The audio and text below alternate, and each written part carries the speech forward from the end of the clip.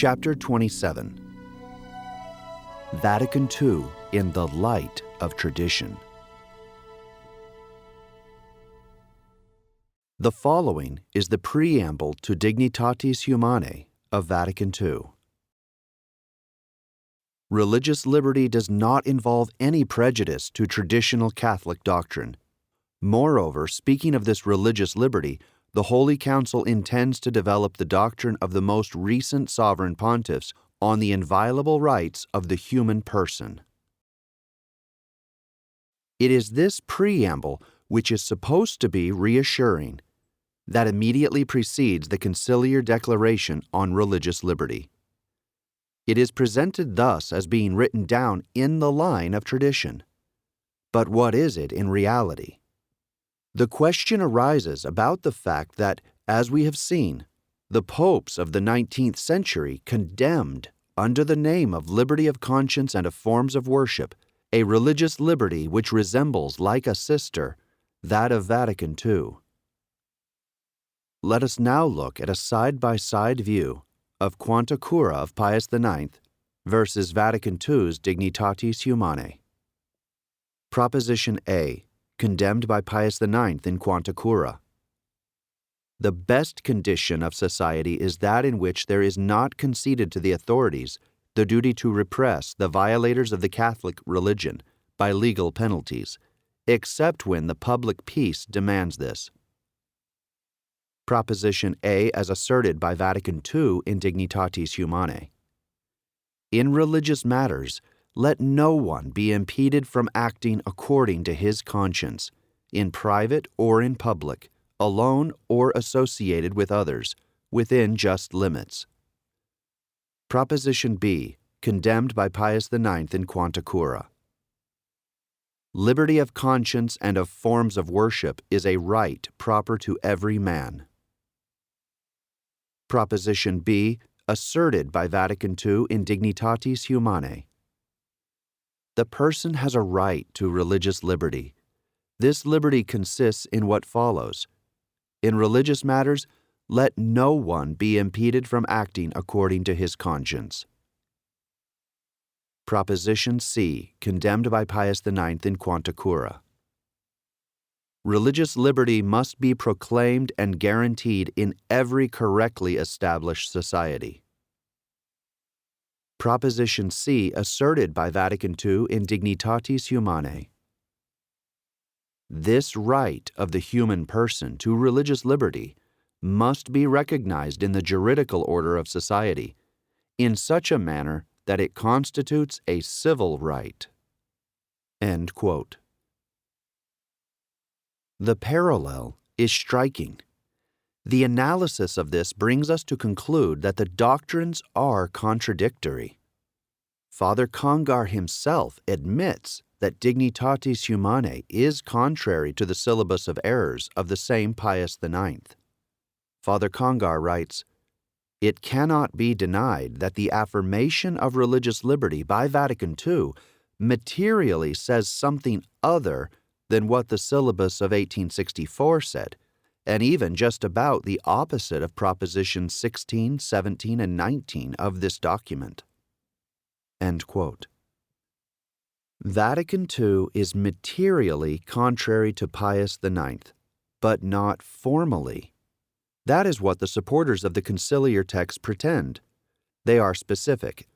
The condemnation of religious liberty in the 19th century is a historical error. The popes condemned it, but according to the modernists, in fact, they intended only to condemn the indifferentism which was then inspiring it. Man is free to have the religion that pleases him. Therefore, he has a right to religious liberty. In other words, the Pope struck too hard, blindly, without discernment, through fear of that absolute liberalism which furthermore was threatening the temporal pontifical power. Father Yves Congar takes up this explanation and quotes his sources. He writes, Father John Courtney Murray, who belonged to the intellectual and religious elite of the elite, has shown this by materially saying quite the opposite from the syllabus.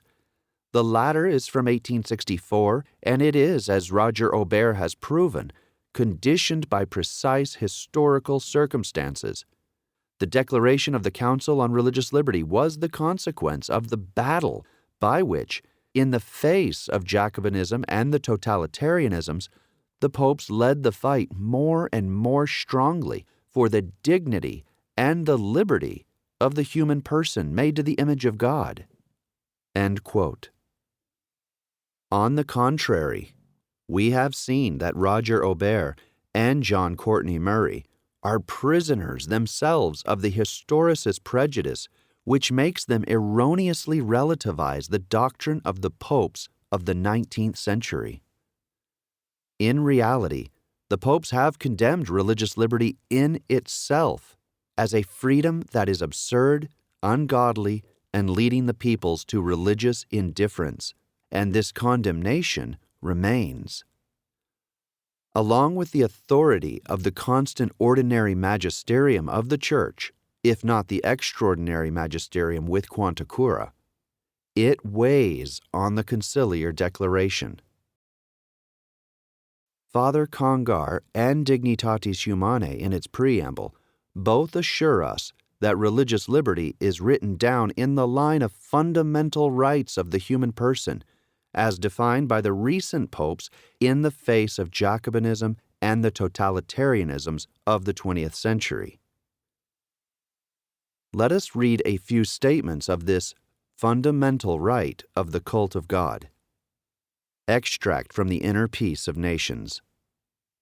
Man, insofar as he is a person, possesses rights that he holds from God and that must remain, with regard to the community, beyond any injury that would tend to negate them, to abolish them, or to neglect them. Pius XI's encyclical Mit brennender Sorge of March 14, 1937. The believer has an inalienable right to profess his faith and to revive it as it needs to be revived. Laws which stifle or make the profession and the practice of this faith difficult are in contradiction with natural law. Pius XII's radio message on December 24, 1942. To promote respect for the practical exercise of the fundamental rights of the person, namely, the right to maintain and develop the corporeal, intellectual, and moral life, in particular, the right to a religious formation and education, the right to the private and public worship of God, including charitable religious action. End quote. Objectively, the worship of God in question can be the only true cult of the true God. For when we speak of an objective right, the concrete object of the right, such as a cult, it can be a question only of something that is true and morally good. Pius XII teaches, what does not correspond to the truth and to moral law does not objectively have any right to exist, or to propaganda, or to action. End quote. This is moreover the obvious sense of the text of Pius XI. The word believer and faith refer to the followers of the true religion under the circumstances of the German Catholics persecuted by Nazism. What finally did and always do the totalitarian and atheistic regimes attack, if not the foundation itself of all religious rights? The anti-religious action of the Soviet communist regime aims at ridiculing and suppressing all religious worship, whether it be Catholic, Orthodox, or Muslim. What they want to abolish is the right implanted in the subject and corresponding to the duty of this person to honor God, to leave out of account its concrete practice in such or such a cult, be it Catholic, Orthodox, or Muslim. Such a right is called a subjective right, because it concerns the subject and not the object. For example, I have the subjective right to render worship to God, but it does not follow from that fact that I have the objective right to exercise the Buddhist cult. In the light of this completely classical and elementary distinction, you will understand that in the face of militant atheism, the popes of this century, especially Pius XII, have insisted precisely on the subjective right to the worship of God, a right that is totally fundamental, and it is this meaning that must therefore be given to the expression fundamental right to the worship of God. This has not kept these popes from claiming besides, when it was necessary, both explicitly and concretely, the subjective and objective right of Catholic souls. But the perspective of Vatican II is completely different. The Council, as I am going to show you, defined a right not only subjective, but objective to religious liberty. An entirely concrete right that every man would have to be respected in the exercise of his form of worship, whatever it may be. No. The religious liberty of Vatican II is situated at the antipodes of the fundamental rights defined by Pius XI and Pius XII.